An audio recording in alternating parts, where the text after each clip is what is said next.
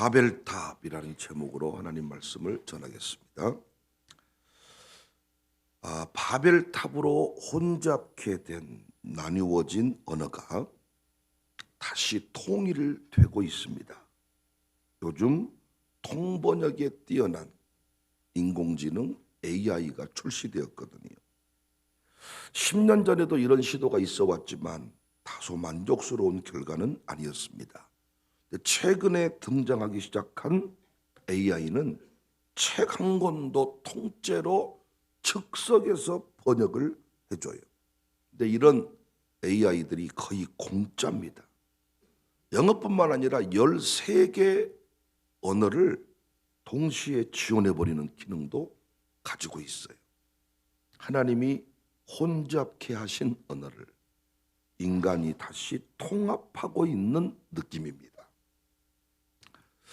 오늘 본문 바벨탑 사건 잘 아시죠? 삶이 안정되고 번성케 되었을 때 인간들이 탑을 쌓기 시작했습니다. 이 바벨탑을 바벨론의 지구라트라고 이야기를 하는데요. BC 5세기 그리스 역사가 헤로도토스가 바벨론에 관하여 기록을 합니다. 바벨론 도시의 둘레가 광주 광역시 둘레 정도 된다고 합니다. 85km 정도. 성벽 높이는 89m. 돌 대신에 벽돌, 역청 이걸 써서 높이 쌓을 수가 있었어요. 물론 하나님 수준에서 현대 문명의 관점에서 봐도 별것 없는 초라한 탑인데 인간들의 생각은 달랐지요. 4절에 또 말하되 자성읍과 탑을 건설하여 그 탑 꼭대기를 하늘에 닿게 하여 우리의 이름을 내고 온 지면에 흩어짐을 면하게 면하자. 여기서 우리가 한번 생각해 봐야 될 중요한 포인트는 왜 하나님은 탑 쌓는 인간을 보고 화를 냈을까요? 우리 교인들이 높은 빌딩을 하나 세우겠다 그러면 하나님이 화내십니까? 하나님은 인간들이 친하게 지내는 꼴을 못 보신가요? 왜 하나님은 같은 언어를 쓰고 있는 인간들을 향해서 분노했습니까? 왜 탑을 쌓는 인간을 보고 하나님은 분노하셨냐고요? 탑 쌓는 게 문제입니까? 돈 버는 게 문제입니까? 이 땅의 문명을 발전시키는 게 문제입니까? 언어를 하나로 쓰는 게 문제입니까? 하나됨이 문제입니까? 서로 친하게 지내는 게 문제입니까? 여기서 하나님이 분노했던 것은 하나의 말을 썼기 때문이 아니라 탑을 높이 쌓았기 때문이 아니라 하나님이 허락하신 것들을 가지고 시간을 가지고 문명을 가지고 지혜를 가지고 하나님의 영광을 드러내고자 함이 아니라 누구 이름 드러내고자 했어요? 자신의 이름을 드러내고자 했습니다. 이것이 하나님을 분노케 하신 이유입니다.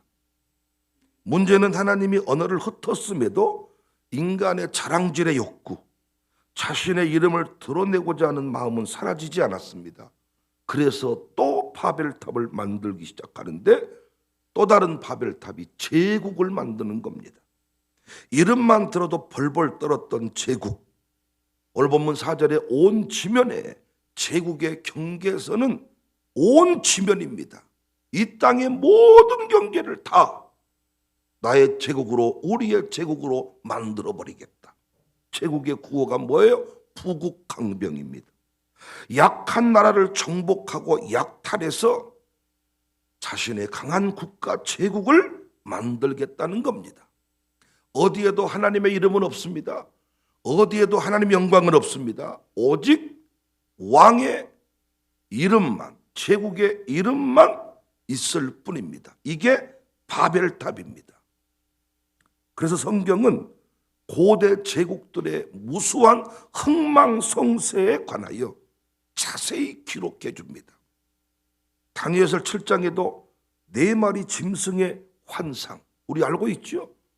이것이 세계 제국이었다는 것을, 흥망성쇠를 보여주는 애언의 말씀이라는 것을.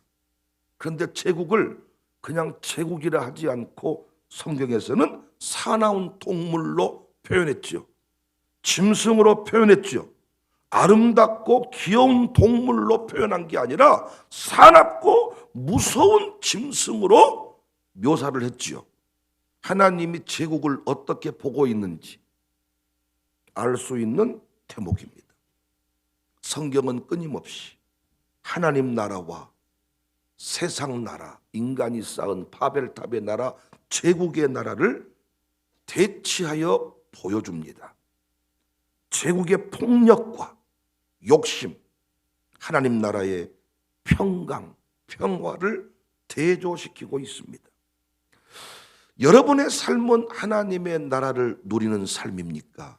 아니면 제국의 영광에 갇혀 있는 삶입니까? 여러분의 집은, 여러분의 인생은 바벨탑입니까? 하나님 나라입니까? 하나님을 기쁘시게 하는, 하나님 영광을 누리는 바벨탑, 이 하나님 나라입니까? 아니면 하나님을 분노케 하는 바벨탑입니까?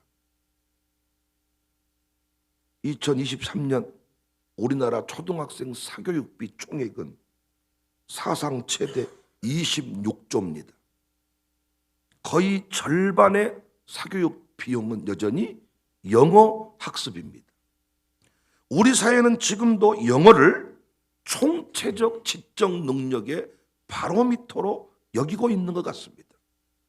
실제로 대학 입학, 취업, 공무원 시험에서 가장 어렵다고 느끼는 대목이 영어입니다.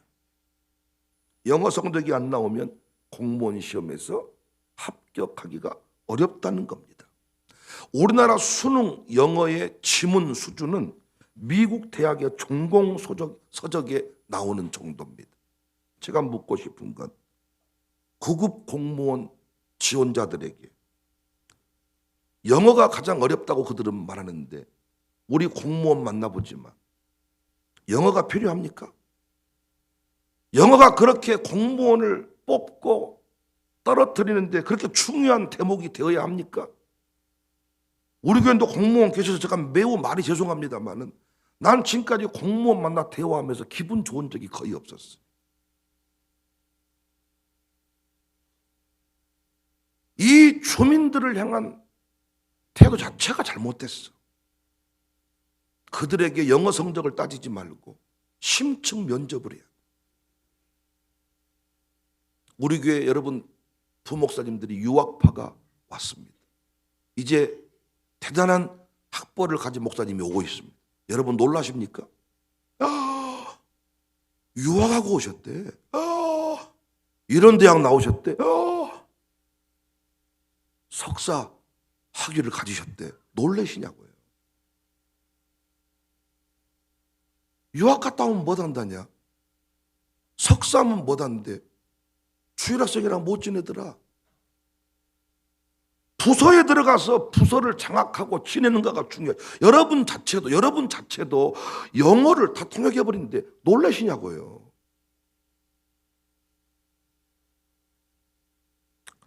영어는 의사소통 수단이지 어찌 영어가 사람의 능력을 가늠할 수 있는 도구가 됩니까? 영어 잘하면 좋은 사람이고 영어 못하면 나쁜 사람입니까? 영어를 잘하면 좋은 목사, 영어 못하면 나쁜 목사입니까? 여러분 자체도 그렇게 생각 안 해요. AI, 인공지능, 스마트폰 시대가 도래해서 13개국 언어를 엄에 도와줘 끝내 13개국으로 동시에 지원해버려요.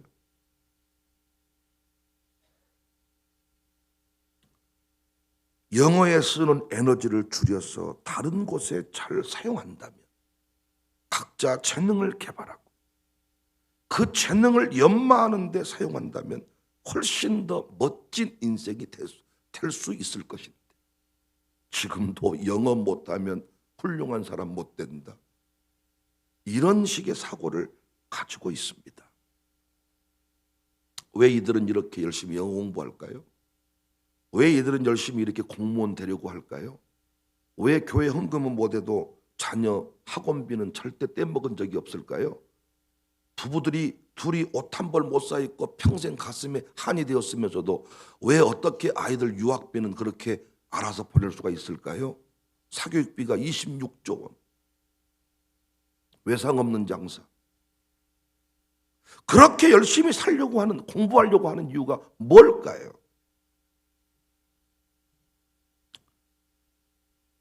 다시 말씀드리지만 바벨탑을 쌓는 인간에게 하나님이 분노하신 것은 건물을 높이 쌓았기 때문이 아니라, 언어가 하나였기 때문이 아니라 자신의 이름을 내고자 했기 때문입니다. 공부 많이 한 것 절대 하나님은 분노하지 않습니다. 할 수 있는 대로 공부하세요. 대학 많이 입학하세요. 할 수 있는 자격증 많이 따세요. 열심히 하세요.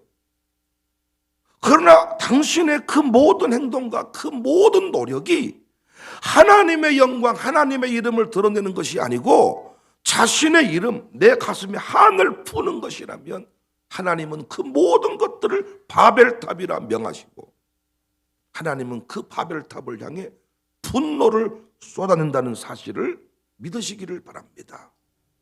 저는 이 시대 교회가 신자의 삶이, 목사의 삶이 바벨탑 되어가고 있다.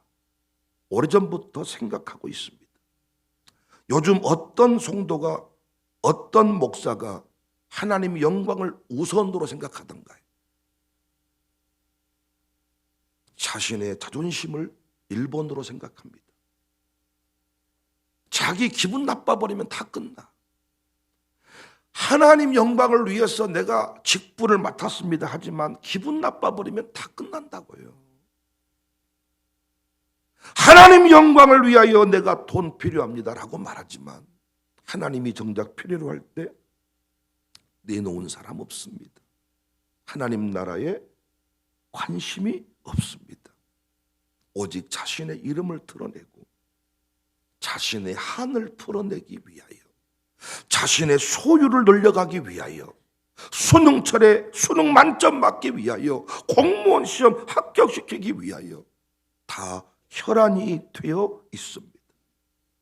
누구든지 그 자리를 공격하면 사나운 짐승으로 돌변해버립니다. 제국의 왕과 같습니다. 얼마나 강력한지 날카로운 이빨로 물어뜯어버립니다. 왜 하나님이 그냥 제국의 왕이다 하지 않고 귀여운 토끼 새끼라 말하지 않고 무서운 짐승이라고 했는지를 느끼고 있습니다. 옛날의 목사님들은 어떻게든 교회를 지켰습니다. 교회 영광을 지켰습니다. 그런데 지금 교회 팔아버립니다. 교회가 쑥대밭 때도 신경 쓰지 않고 눈 하나 깜짝하지 않습니다. 끝까지 자존심을 지키는데 모든 걸 걸어버리더라고요. 바벨탑입니다. 우리의 존재의 이유는 오직 하나님의 영광을 드러내는 것인데, 우리의 존재의 이유는 오직 하나님 나라 확장 영원 구원을 위함인데 언제부턴가 다 바벨탑 쌓고 있더라고요. 바울은 다음과 같이 고백합니다. 고린도전서 10장 31절에 그런즉 너희가 먹든지 마시든지 무엇을 하든지 다 하나님 영광을 위하여 하라.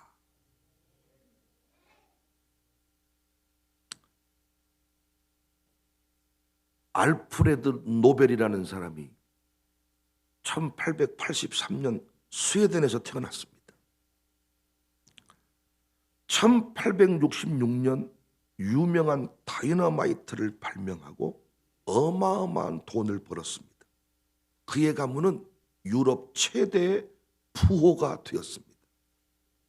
그런데 이 노벨이 노쇠했을 때 조간신문 1면에 알프레드 노벨이 사망하다 대문짝만한 기사가 실렸어요.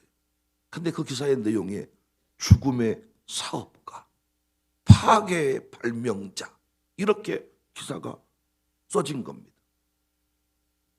프랑스의 한 기자가 동명이인의 죽음을 잘못 알고 쓴 기사예요. 알프레드 노벨은 살아있는데 다른 노벨이 죽었어.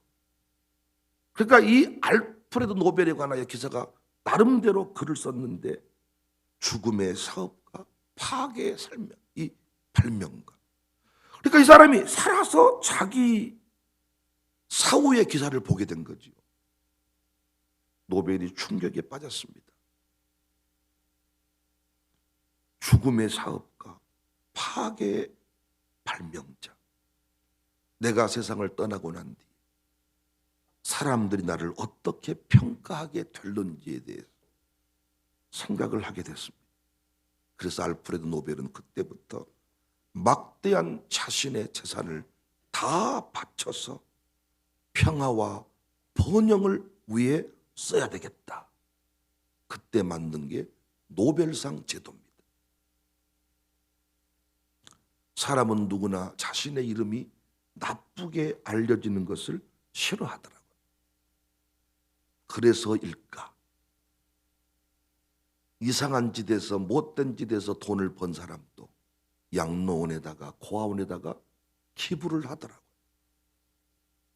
폭력을 행해서 사기를 쳐서 불법 다단계를 해서 보이스피싱을 해서 돈을 모은 사람도 나중에 고아원이나 양로원에 엄청나게 뭔가를 기부하더라고요. 하나님이 그 재물, 그 기부 받으십니까? 아니죠. 그것도 그 인생의 바벨탑이죠. 자신의 이름을 드러내고자 함입니다. 내 이름을 드러내고자 그 짓을 하는 겁니다.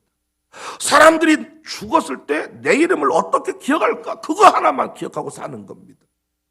그런데 우리는 끝까지 내 이름보다 백운영의 이름은 사라져도 백운영이 가는 곳마다 예수 그리스도의 이름이, 하나님의 이름이, 하나님 나라의 영광이 드러나고 선포되어야 될 줄로 믿습니다. 사람들이 여러분의 이름을 기억 못한다고 너무 절망하지 마세요. 여러분이 정말 하나님을 사랑하고 주를 위해 헌신했다면 여러분의 이름은 하나님이 기억해 주실 겁니다. 하나님이 돈 많이 벌어서 재벌 되었다고 상 주실까요? 재벌상 들어봤어요? 저도 연말에 재벌상 줄 마음이 없어. 재벌이 되어주셔서 우리 교회 영광이 됐고 담임 목사에게 위로가 되었습니다. 아니 재벌이 뭘 상 받을 이유냐고요. 교회가 수천 명 되었다고 상 받을까요? 하나님 입장에서 박사 되고 교수 되고 목사 되고 장로 권사 되면 그것이 상 받을 일일까요? 아니에요. 우리의 업적 성과가 그렇게 커 보일까요? 하나님 앞에 얼마만큼 해야 크다고 인정받을까요? 우리가 얼마만큼 하나님께 해야 하나님이 와, 너 진짜 크다 이렇게 말할까요? 고등학교 형한테, 고등학생 형한테 초등학생 동생이 와가지고 형, 나 드디어 더하기를 할 줄 알아. 잘하지, 멋지지, 상 줘, 칭찬해줘. 그러면 고등학생 형이 라고 웃긴 하겠지만 그게 상 받을 일입니까? 우와 영광스럽도다. 내 동생이 드디어 더하기를 할 수 있게 되었도다. 지금 이 시대는 새벽 예배 나왔다고 박수 받는 시대야. 장로님 권사님한테 새벽 예배 나왔다고 상 주는 시대다. 10일 종금 했다고 상 받는 시대.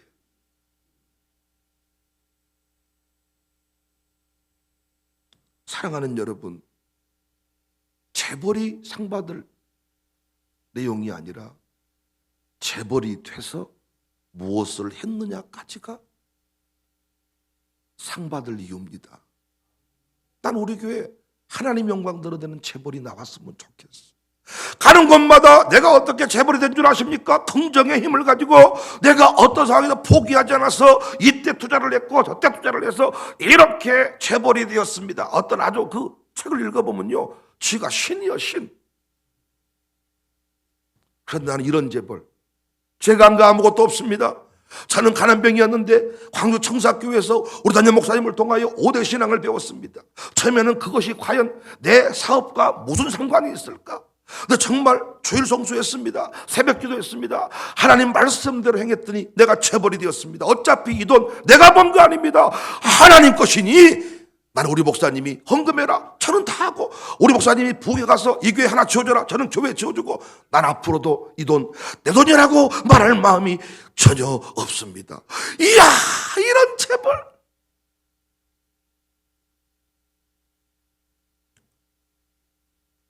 아무리 생각해도 나는 그런 재벌 못 될 것 같아서 아멘 안 하시는 겁니까?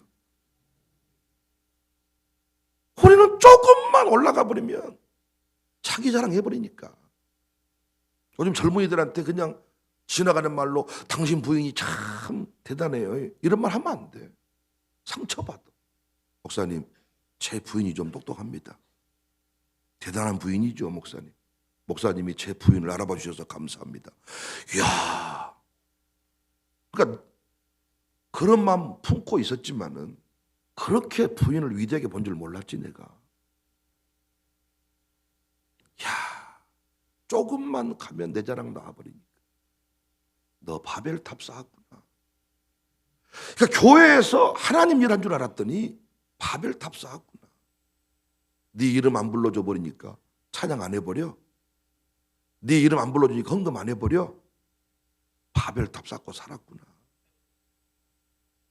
이름을 불러주든 안 불러주든, 사람들이 안 알아주든 알아주든,